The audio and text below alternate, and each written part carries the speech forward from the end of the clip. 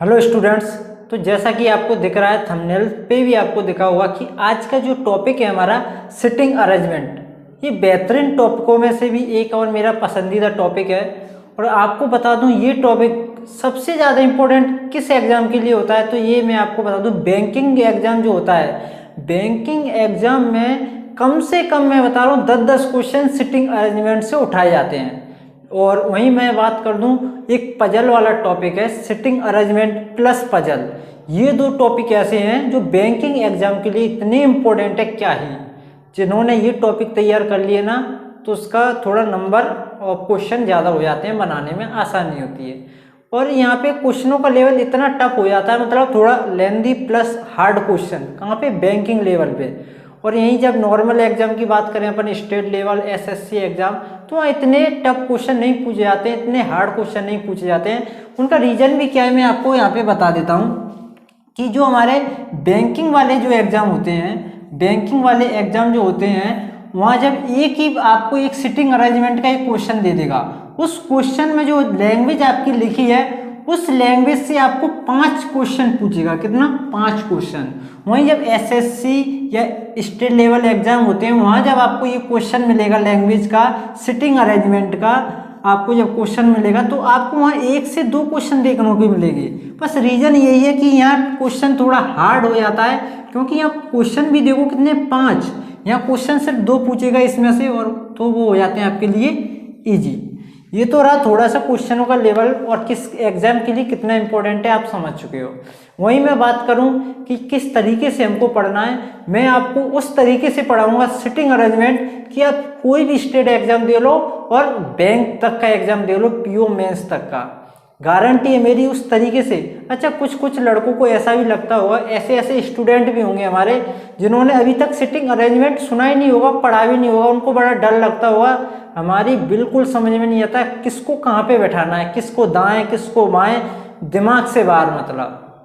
तो बिल्कुल डरने वाली बात नहीं है, मैं उस तरीके से पढ़ाऊंगा। उस स्टूडेंट को भी साथ लेके चलता हूँ जो बिल्कुल नया स्टूडेंट है, उसको किस तरीके से समझाना है, गारंटी मेरी, ये मेरे ऊपर छोड़ दो, मैं मेरे पे बस विश्वास रखो आप, बस इतना कह रहा हूँ और कुछ नहीं। वीडियो पूरी देखो, इसमें वो बातें बताऊंगा जो एक स्टार्टिंग के लिए जरूरी होती है। कोई भी टॉपिक को स्टार्टिंग उसकी अगर जबरदस्त हो जाए तो आपको एंड पता है उसका किस तरीके से होने वाला है। तो देखते हैं, इसको थोड़ा सा मैं रफ करता हूँ और बताता हूँ वो बातें जो आपको अक्सर पता होनी चाहिए सिटिंग अरेंजमेंट टॉपिक पढ़ने से पहले। उसको अगर ये बातें नहीं पता है तो वो जिंदगी में कभी भी सिटिंग अरेंजमेंट मतलब एक भी क्वेश्चन हल नहीं कर सकता। कहने का मतलब ये है, जैसे मैं आपके सामने बता दूं कि सिटिंग अरेंजमेंट, जैसे यहाँ पे मैं लिख देता हूं सिटिंग अरेंजमेंट, ठीक है, ये शॉर्ट लिख दिया सिटिंग अरेंजमेंट, ठीक है। यहां से आपको कितने टाइप के क्वेश्चन देखने को मिलते हैं, पहले टाइप आपको मैं समझा दूं। यहां से आपको 2 टाइप मिलेंगे। नंबर 1 टाइप में बता दूं क्लोज, एक क्लोज्ड फॉर्म के क्वेश्चन रहते हैं। वहीं पे नंबर 2 आपको बता दूं ओपन फॉर्म। ये क्या होता है, ये आपको ऐसी एक फिगर मिलेगा जिसमें जैसे ये सर्कल है, तो इस सर्कल में व्यक्ति बैठे होंगे, ABCD जो भी है इस पंक्ति में बैठे होंगे, या ये एक बंद आकृति मिलेगी आपको। ये कहने का मतलब है सर्कल एक बंद आकृति है, रेक्टेंगल एक बंद आकृति है, ये आपको आयत या चतुर्भुज जो भी है, मतलब कुल मिला के आपको कहने का मतलब ये है कि एक बंद आकृति मिलेगी जहाँ पे आपको व्यक्ति बैठे हुए दिखेंगे। ये आपका क्लोज्ड फॉर्म का क्वेश्चन हो जाता है। यहाँ ओपन फॉर्म की बात करूँ तो आपको एक पंक्ति दे दी जाएगी जिसमें बता दिया जाएगा कि इस तरीके से यहाँ पे व्यक्ति बैठे हैं, ABCD या जो भी है इनके नाम आपको दे दिए जाएंगे। ये सिंगल पंक्ति वाला क्वेश्चन होता है। डबल का भी मिल जाएगा कि 2 पंक्ति में व्यक्ति बैठे हैं, 2 पंक्ति में जिसका यानी कि अपोजिट साइड करके बैठे हुए हैं, इस तरीके से आपको क्वेश्चन देखने को मिलेंगे। तो ये दोनों को करने के तरीके बिल्कुल अलग है, इसको अलग तरीके से आपको पढ़ना है, इसको अलग तरीके से आपको पढ़ना है। बस जो भी स्टूडेंट नया है इस चैनल पे बिल्कुल, तो उस चैनल को सब्सक्राइब करें, क्योंकि यहाँ पे कोई भी एग्जाम हो, सब एग्जाम के लिए एक लेवल से पढ़ाया जाता है और यहाँ पे पढ़ाया हुआ पर्याप्त है, मैथ प्लस रीजनिंग। अगर आपको ये सब विश्वास नहीं होता है तो आप क्या कर सकते हो, चैनल की प्लेलिस्ट में जाके कोई भी टॉपिक पढ़ लो, कोई भी टॉपिक स्टार्टिंग टू एंड, फिर आप किसी भी बुक से उसके क्वेश्चन लगाओ, फिर आपको पता चलेगा कि किस लेवल पे यहाँ पे तैयारियां होती हैं। तो मैंने अभी आपको बता दिया कि किस किस टाइप के आपको क्वेश्चन मिलेंगे। 2 ही टाइप होते हैं जो कि नॉर्मली मैंने आपको बता दिए। सबसे पहले मैं आपको बताऊंगा क्लोज्ड फॉर्म के क्वेश्चन, यहाँ से किस किस तरीके से क्वेश्चन पूछे जाते हैं और इसके लिए क्या क्या बातें जो हैं जो आपको जानने वाली हैं। तो सबसे पहले देखो मैं आपको बताता हूँ, एक फिगर बना देता हूँ यहाँ पे बहुत सर्कल टाइप का, क्योंकि हम पढ़ने वाले क्लोज्ड फॉर्म। यहाँ पे मैं लिख दूँ, आप यहाँ पे हम पढ़ने वाले हैं क्लोज्ड फॉर्म के क्वेश्चन और यहाँ पे स्टार्ट करते हैं। जैसे एक सर्कल है, यहाँ पे मान लिया ये यहाँ पे व्यक्ति बैठे हुए हैं, ठीक है, ये बैठे हुए हैं, इनके नाम भी आप लिख सकते हो बिल्कुल कोई भी, ठीक है। जैसे मैंने इसका नाम लिख दिया ए, इसका नाम बी, इसका नाम सी, डी, ई, एफ, जी, एच। ये सब मैं समझाने के लिए बता रहा हूँ, क्वेश्चन हम करेंगे नेक्स्ट वीडियो में, क्योंकि ये सब बातें अगर आपको नहीं पता है तो आप किसी भी हालत में कोई भी क्वेश्चन नहीं कर सकते हो, कोई भी क्वेश्चन नहीं करते हो जब तक ये सब बातें जो मैं बता रहा हूँ बेसिक बातें ये आपको नहीं पता है। तो देखो वो बातें कौन सी होती हैं, तो मैं आपको सिंपल सा बता देता हूँ कि वर्ड, जब क्वेश्चन आपको मिलेगा तो आपको क्वेश्चन में ये वर्ड आपको देखने को मिलेंगे। सबसे पहला क्वेश्चन में आपके सामने एक वर्ड लिखता हूँ, निकटवर्ती या पड़ोसी। सबसे पहले तो इसका मतलब पता होना चाहिए आपको क्या होता है। जैसे मैं यहाँ पे क्वेश्चन में जब यूज करूंगा कि ए का पड़ोसी कौन है, मैं आपसे पूछूं ए का पड़ोसी कौन है, तो इसका मतलब क्या होता है, सिंपल सा होता है, ए का पड़ोसी होता है ए के बगल वाला। अब ए के बगल तो ये भी है और ये भी है, ध्यान से समझना इस बात को, ए के बगल तो बी भी है और ए के बगल तो एच भी है, तो ए का पड़ोसी कौन सा हुआ, तो आपका उत्तर क्या रहेगा, ए का पड़ोसी बी भी है और एच भी है, ये आपका उत्तर रहेगा कि ये दोनों ए के कौन है, पड़ोसी हैं। बी के पड़ोसी कौन है, तो बी का पड़ोसी सी भी है और बी का पड़ोसी ए भी है। डी का पड़ोसी कौन है, डी का पड़ोसी ई भी है, डी का पड़ोसी सी भी है। ये तो मैंने पड़ोसी के बारे में बता दिया। अगर वर्ड आपको दिखता है निकटवर्ती, ए का निकटवर्ती कौन है, तो ए का निकटवर्ती बी भी है, ए का निकटवर्ती एच भी है, इन दोनों का मतलब एक ही है। इतनी सी बात आपको समझ में आई होगी कि निकटवर्ती का मतलब जिसके बाद जिसका नाम लेके पूछा जा रहा है कि ए का निकटवर्ती, तो ए के साइड जो भी है बगल बगल में उसका नाम लिख दो, सिंपल। ए का निकट में बी है और ए के निकट कौन है, एच, पास की बात करता है। ये तो हो गया निकटवर्ती। इसी के बाद एक वर्ड यूज होता है अगला स्थान, ध्यान से समझना इस बात को, अगला स्थान।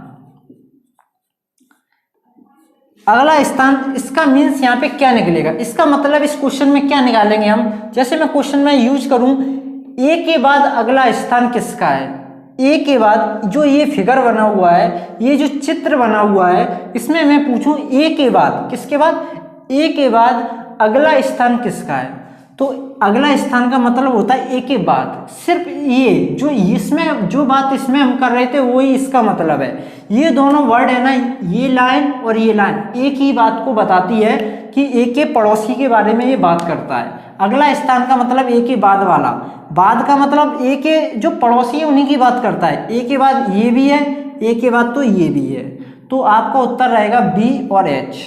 क्या रहेगा, जो ए के पड़ोसी होते हैं वही ए के बाद अगला स्थान। जैसे मैं आपसे पूछूं यही ई के बाद किसका स्थान, तो ई के बाद डी का स्थान है, ई के बाद एफ का स्थान है, सिंपल।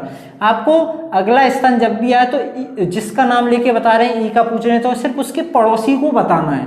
अगला स्थान का मतलब वही पड़ोसी हैं जो मैंने अभी पहली लाइन में आपको बताया। ये सब चीजें क्लियर हुई या नहीं, जिसको भी कोई भी डाउट है सिंपल सा कमेंट करें, और कुछ कहना नहीं है, मैं समझा दूंगा रिपीट करके।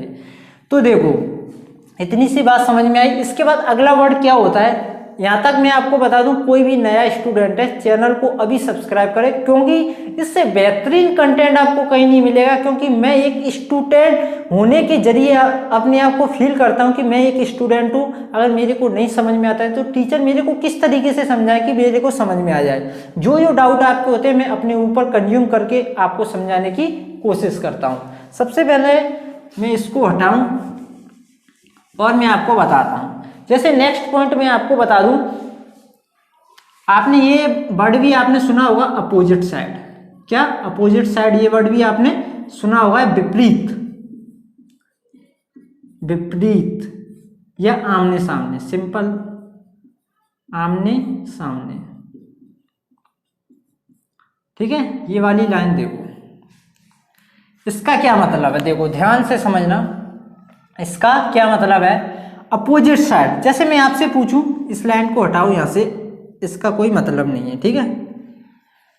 मैं आपसे पूछूं ए के अपोजिट कौन है, या ए के विपरीत कौन है, या ए के सामने कौन है, इन तीनों वर्ड का मतलब एक ही है, ए के अपोजिट, ए के सामने, ए के विपरीत। तो आपको सिंपल क्या करना है, इसके सामने वाला ये होता है, इसके सामने वाला ये होता है, जस्ट सामने वाले को आपको देखना है, जस्ट सामने वाला, ये इसके सामने वाला है, ये इसका विपरीत है, ये इसका अपोजिट है।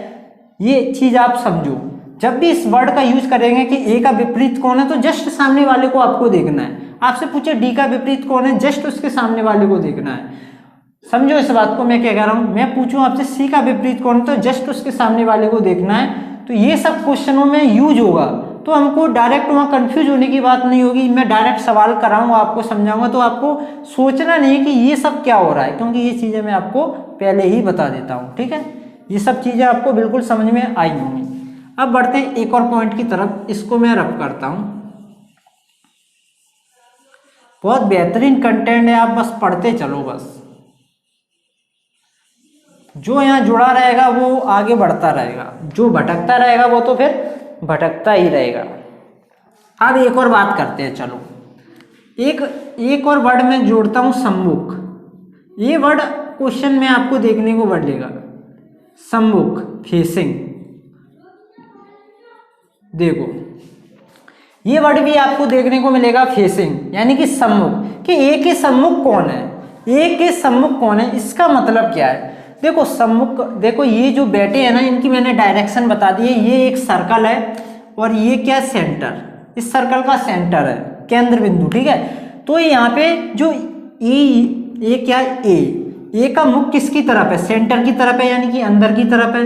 ये जो बी है ना, बी का ये चेहरा है, क्या है, मुख, यानी कि चेहरा। मैं बताऊं आपको, तो इसका मुख सेंटर की तरफ ना होकर बाहर की तरफ है। कहाँ, बाहर की तरफ। सी का चेहरा अंदर की तरफ है, डी का चेहरा बाहर की तरफ है, ई का चेहरा अंदर की तरफ है, एफ का चेहरा बाहर की तरफ है, जी का चेहरा अंदर की तरफ है, और एच का चेहरा बाहर की तरफ है। यहाँ एरो से मैंने डिनोट किया है यहाँ पे, ठीक है। अब क्या होता है, सम्मुख का मतलब यही सब होता है, कि सम्मुख का मतलब होता है आमने सामने आपको देखना है, और दोनों के चेहरे एक दूसरे की तरफ होना चाहिए। सम्मुख का मतलब इंपॉर्टेंट बात, कि दोनों जो आमने सामने जो भी बैठे हैं, उनके चेहरे एक दूसरे की तरफ हैं या नहीं। अगर हैं तो वो सम्मुख हैं। समझो इस बात को, मैं क्या कह रहा हूँ। जो ये वाली लाइन थी ना, अपोजिट वाली, अपोजिट में सिर्फ इतना देखना रहता कि आमने सामने कौन बैठा है, उनकी डायरेक्शन कोई भी हो, कोई फर्क नहीं पड़ता। वो अंदर की तरफ मुंह करके बैठा है या बाहर की तरफ मुंह करके बैठा है, कोई फर्क नहीं पड़ने वाला। और सम्मुख में फर्क इतना पड़ता है, एक दूसरे की तरफ मुंह करके बैठना जरूरी होता है, जब उसे हम बोलेंगे कि ये सम्मुख बैठे हैं। जैसे मैं एग्जाम्पल के थ्रू आपको बताता हूँ, जैसे मैं पूछूं ए के सम्मुख कौन बैठा है, तो सबसे पहले आपको देखना है ए के सामने कौन है। ए के सामने तो बैठा है ई, कौन बैठा है, ई। तो अब ए और ई दोनों के जो है, क्या है, ए और ई के जो चेहरे एक दूसरे की तरफ हैं या नहीं। देखो ए भी इस साइड देख रहा है, देखो ए देख रहा है ई की तरफ, ई देख रहा है ए की तरफ। समझो इस बात को, ए देख रहा है ई को, क्योंकि ए का चेहरा इस साइड है, और ई देख रहा है ए को, क्योंकि ई का चेहरा इस साइड है, ए का चेहरा इस साइड है। दोनों एक दूसरे की तरफ देख रहे हैं, तो इसका मतलब है कि ए और ई सम्मुख बैठे हैं। कैसे बैठे हैं, सम्मुख। जैसे इसकी बात करूं, बी और एफ, इन दोनों को देखो, इन दोनों को देखो, क्या ये एक दूसरे के सम्मुख बैठे हैं। देखो एक दूसरे के सामने तो बैठे हैं, विपरीत तो बैठे हैं, लेकिन सम्मुख तो जब ही होंगे जब इन दोनों के चेहरे एक दूसरे की तरफ होंगे। इस बात को समझो, बी और एफ एक दूसरे की तरफ चेहरा करके बैठेंगे, उसे हम बोलेंगे सम्मुख। तो ये बी और एफ गलत, यानी कि ये सम्मुख नहीं बैठे हैं। जैसे सी और जी की बात मैं करूं, सी और जी, ये हमारे सी और जी। अब देखो ये सम्मुख बैठे हैं या नहीं। देखो सामने तो हैं, लेकिन इनके चेहरे भी एक दूसरे की तरफ हैं, तो ये सम्मुख हैं। ये सी देख रहा है जी की तरफ, जी देख रहा है सी की तरफ, तो ये हो गया हमारा सम्मुख। ठीक है, इस वर्ड का मतलब सिंपल सा। ठीक है, डी और एच की बताओ, ये सम्मुख हैं। तो देखो इसका चेहरा बाहर की तरफ है, इसका चेहरा बाहर की तरफ है, दोनों विपरीत दिशा में देख रहे हैं। तो मैंने बताया सम्मुख में क्या होता है, दोनों एक दूसरे की तरफ देखते हैं, ना कि विपरीत दिशा में, ना सिंगल दिशा में। एक दूसरे की तरफ देखना सम्मुख कहलाता है। ये इधर देख रहा है, वो इधर देख रहा है, एक दूसरे की तरफ नहीं देख रहे हैं, तो ये गलत। अब क्या बचा, ये हमारा हो गया, सब कुछ हो गया। तो मैंने आपको बता दिया, क्योंकि बहुत सारे लोगों को इसी बात में कंफ्यूज होती होगी सम्मुख क्या होता है, विपरीत क्या होता है, और मैंने जो अभी बताया तो आपको भी कुछ ना कुछ कंफ्यूजन आपकी खत्म हुई होगी कि सम्मुख और विपरीत में क्या डिफरेंस होता है। विपरीत में सिर्फ इतना देखो आमने सामने कौन है, सम्मुख की बात आती है तो ये भी देखना रहता है कि आमने सामने कौन है, प्लस ये देखो कि दोनों के चेहरे एक दूसरे की तरफ हैं, अगर हैं तो वो सम्मुख है, नहीं बैठे हैं एक दूसरे की तरफ चेहरा करके तो वो सम्मुख नहीं है। सिंपल सा कॉन्सेप्ट है। और मैं आपको बताऊं, वीडियो मेरी काफ़ी हो चुकी है 15 मिनट की, लेकिन 2 पॉइंट और रह गए हैं तो मैं अभी आपको इसी में बता देता हूं, शायद वो इसमें ना हो पाए। चलो आज के लिए इतना ही छोड़ते हैं। ये इंपॉर्टेंट पॉइंट आपके सामने लिखे हुए हैं, इन पे थोड़ी सी मेहनत करना, इनको दिल और दिमाग में बसा लेना, क्योंकि 2-4 पॉइंट और हैं, उनको मैं कल की वीडियो में बताऊंगा, सीधे क्वेश्चनों पे लेके चलूंगा और इतने बेहतरीन कंटेंट के साथ आगे बढ़ेंगे मेरे स्टूडेंट कि आपको कहीं कोई भी प्रॉब्लम नहीं होने वाली। तो आज के लिए इतना ही, मिलते हैं नेक्स्ट वीडियो में, तब तक के लिए धन्यवाद।